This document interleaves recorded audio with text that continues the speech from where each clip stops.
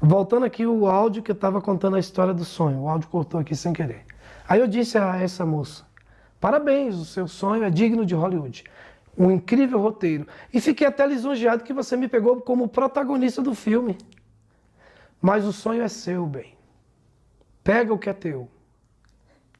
Então, quem foi que sonhou? Foi ela, gente. Ela me pegou emprestado para o sonho dela, então ela tem algum tipo de fantasia, devaneio, alguma coisa comigo, ou algum vínculo que fez com que ela me pegasse emprestado. O cérebro dela é engenhoso e levou aí a minha pessoa para o sonho dela. Mas o sonho é dela. E aí eu respondi o que quase ninguém quer ouvir, eu tive que ser realista. A mulher já estava me perturbando pela terceira vez com essa história de revelação em sonho. É uma revelação, tá? Pode ser o que você quiser, minha filha. Deus não falou nada comigo, então deixa eu te explicar pela psicanálise. O sonho é seu. Eu te aconselho, não traia seu marido.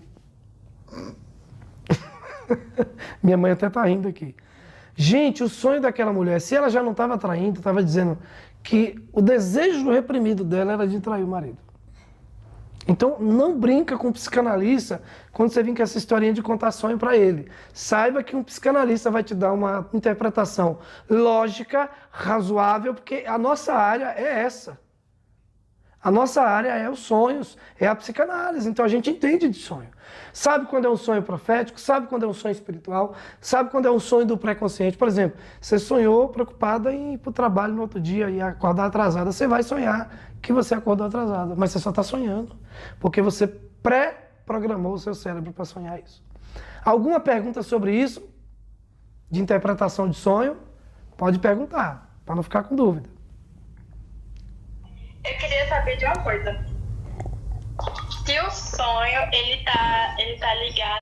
A Milena trouxe uma questão circunstancial ou uma questão de influência do ambiente. O ambiente ao redor do dia a dia, ele vai influenciar você sonhar? Vai. Mas quem é que vai captar ou quem vai iniciar o roteiro desse filme? Não é o dono da gravadora, é um diretor. Então o diretor do filme ou o crítico de cinema chamado superego. E o superego representa o quê? O pré-consciente. O pré-consciente elabora coisas do dia a dia e faz a gente sonhar, querida Milena. Se o sonho for muito intenso e envolver coisas que na realidade é dura de lidar, você já tem um sonho que já está sendo formulado por um desejo reprimido. E aí já está no inconsciente completamente. Mas até os sonhos do pré-consciente precisam que o inconsciente trabalhe em harmonia com ele para fazer o sonho. Tá bom? Tranquilo. Entendeu, Milena?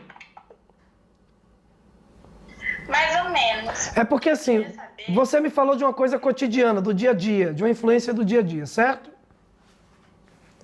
Eu queria saber se o sonho que você tem, no dia que você vibra após o sonho, pode influenciar a realidade. Ah, Por exemplo, tá. sonhei com uma pessoa hoje e dias depois aconteceu uma situação que ela veio pra minha vida, entendeu?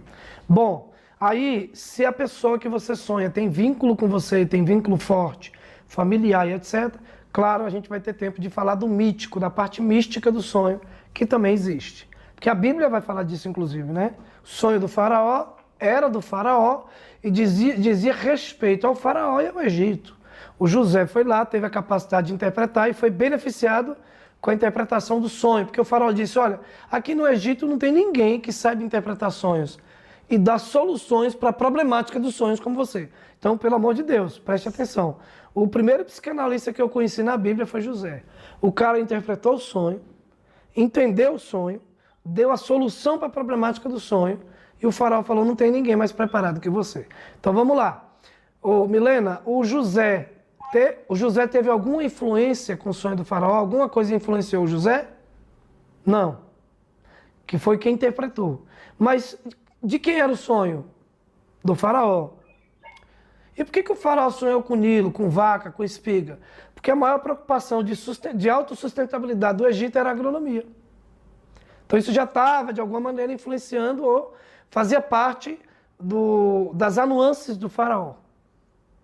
Entendeu? Mas olha, essa questão... E tem a ver.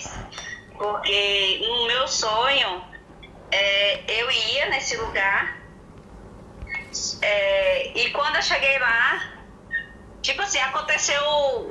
Teve um episódio no sonho, que quando eu cheguei lá... Isso.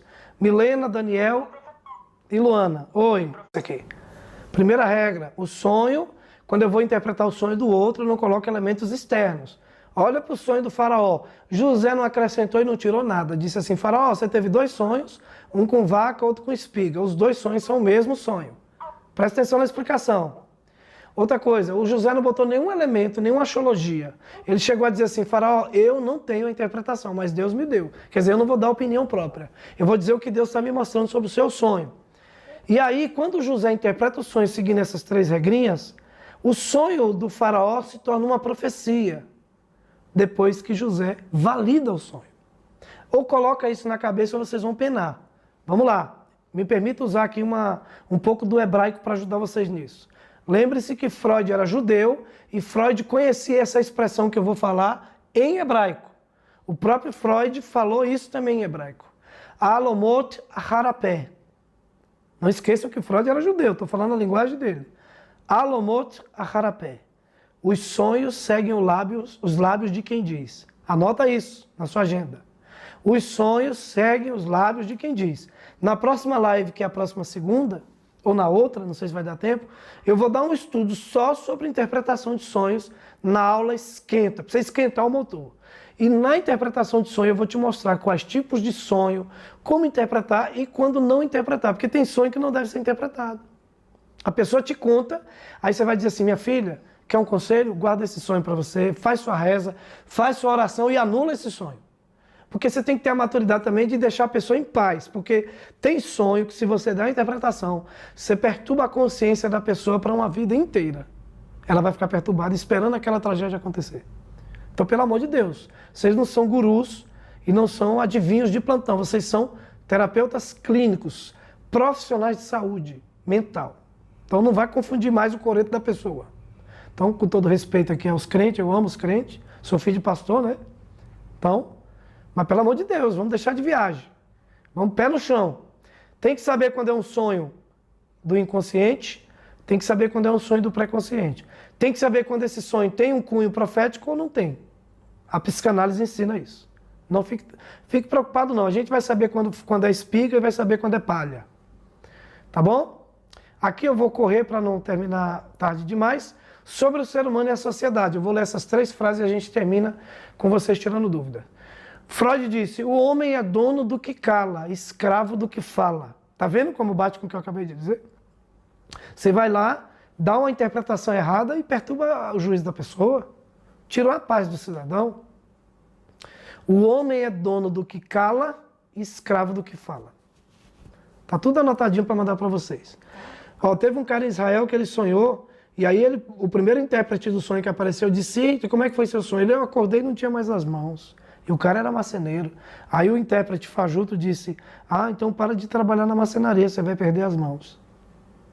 Aí o cara, angustiado com a interpretação do cara, procurou outro intérprete. Aí o outro intérprete disse, não é nada disso não, pode trabalhar na sua marcenaria. Não, você não vai perder as mãos não. É porque eu tive aqui o entendimento de que você está estudando na academia, você está fazendo a yeshiva, a escola. Quando você terminar a sua academia, você vai ser um grande escritor e vai ganhar muito dinheiro com seus livros e suas palestras. Então vai chegar um dia que você não precisará mais das mãos para trabalhar na marcenaria.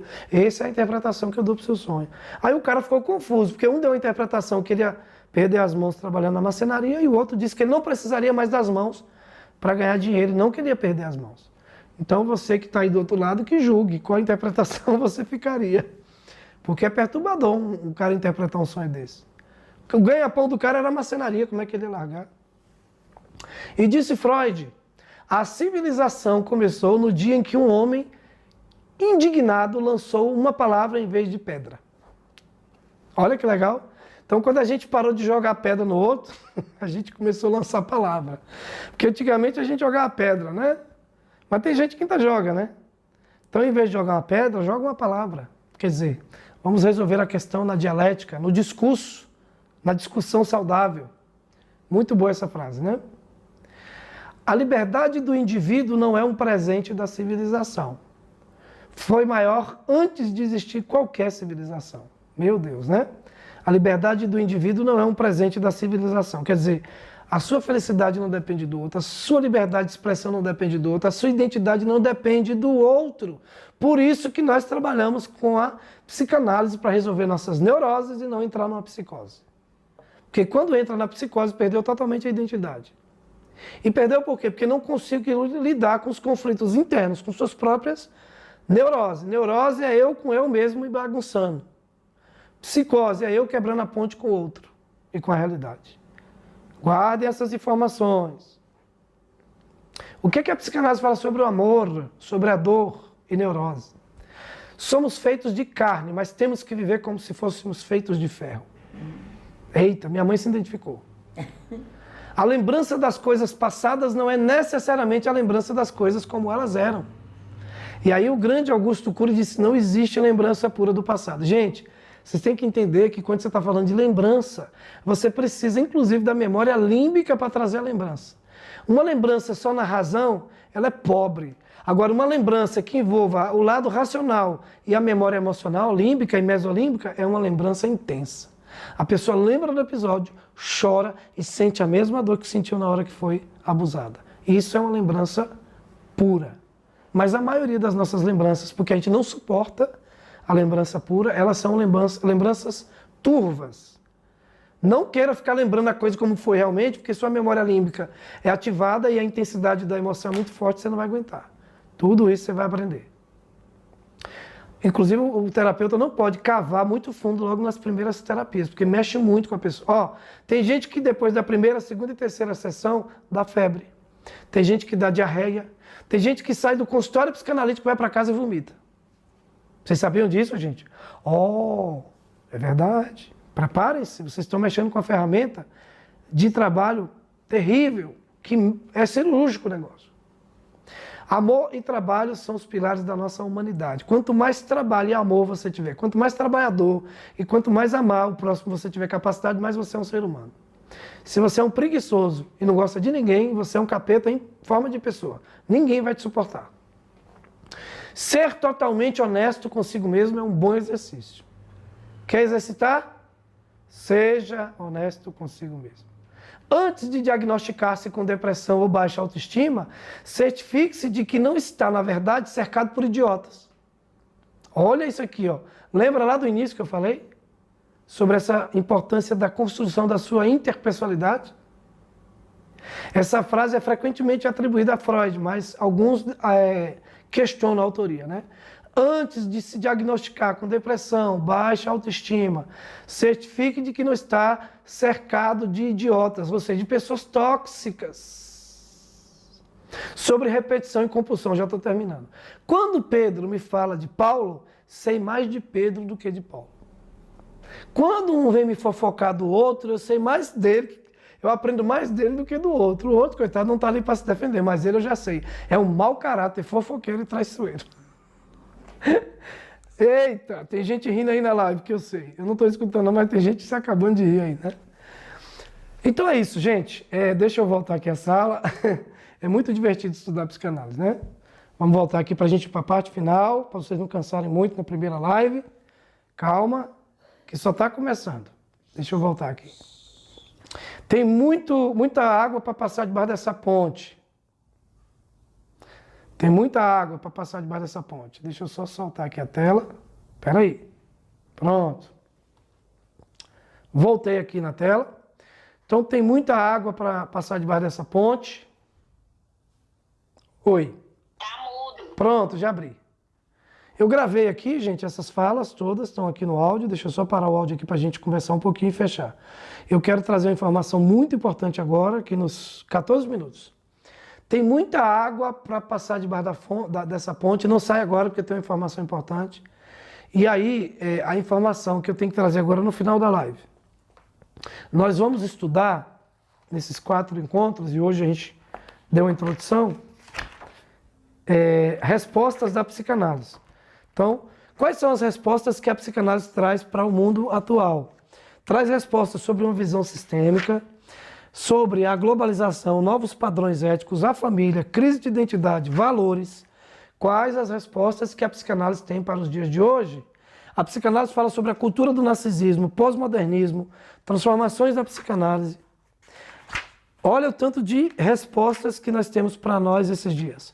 Sobre todos os processos dos novos paradigmas. Gente, a família está líquida, tá? Os relacionamentos já não são tão sólidos. Então, assim, fiquem atentos, porque nós vamos trabalhar alguns pilares, ou eu chamaria de bases dos fenômenos sociais. Guerra, fenômeno social. Movimentos, revoluções, movimentos de massa, mudanças bruscas na política, na economia, fenômenos sociais. Todos eles estão ligados ao ser humano e às suas bases de construção psíquica. Bases essas que começaram na tenra infância, lá quando você era um bebê. Então não ignore isso que eu estou